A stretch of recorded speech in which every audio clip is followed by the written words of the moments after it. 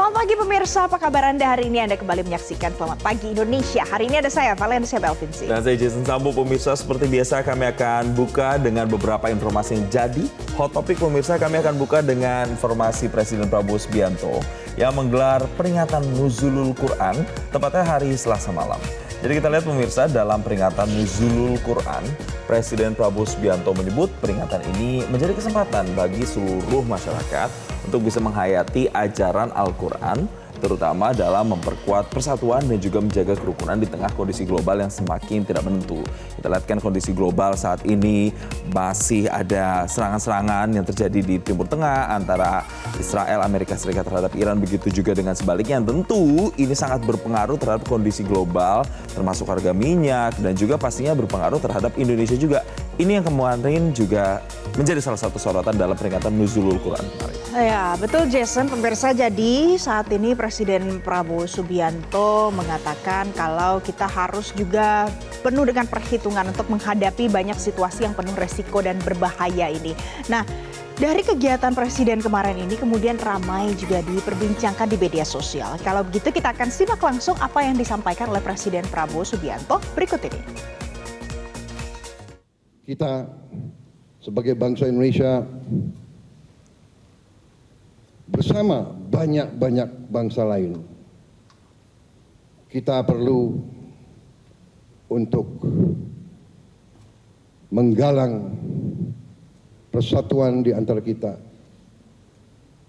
menggalang kerukunan di antara kita untuk menghadapi keadaan penuh ketidakpastian ini, untuk menghadapi keadaan yang penuh bahaya ini. Tetapi kita juga diingatkan oleh penceramah bahwa kita harus yakin bahwa pada ujungnya yang benar yang akan menang. Pemirsa, kemarin itu beberapa momen yang kemudian viral di media sosial, Jason. Ya. Presiden Prabowo Subianto juga menuai pujian karena ikut mendampingi Quraisy Shihab, Abi Quraisy turun dari atas panggung gitu ya. Nah, ternyata pemirsa itu adalah momen ketika Presiden Prabowo Subianto mendapatkan doa khusus dari cendekiawan Muslim Quraisy Shihab. Ya, kita lihat pemirsa, jadi dalam ceramahnya Quraisy Shihab menilai bahwa momentum saat ini menjadi saat yang tepat untuk bisa meningkatkan dan mengingatkan kita tentang tanggung jawab moral para pemimpin dan seluruh masyarakat dalam menegakkan nilai-nilai keadilan dan juga kedamaian. Quraisy Shihab juga kemudian menyampaikan sebuah doa untuk Presiden Prabowo Subianto dengan mengutip doa gurunya, yakni Syekh Mutawaili Syarawi yang pernah dipanjatkan untuk Presiden Mesir pada saat itu. Kita akan sama-sama dengarkan lagi pernyataan dari Quraisy Shihab berikut ini. Saya ingin berdoa. Yang pertama, buat Bapak Presiden. Pak, saya punya guru, Pak. Namanya Syekh Mutawaili Syarawi. Beliau pernah berdoa pada Presiden Mesir. Doanya dimulai dengan kalimat, kekuasaan bersumber dari Tuhan. Tidak ada yang diberi kekuasaan kecuali atas kehendak Tuhan. Baik penguasa itu jujur mengikuti tuntunan Tuhan maupun penguasa itu durhaka. Semua kekuasaan bersumber dari Tuhan. Baru beliau berkata, dan ini yang saya ingin doakan buat Bapak. Katanya,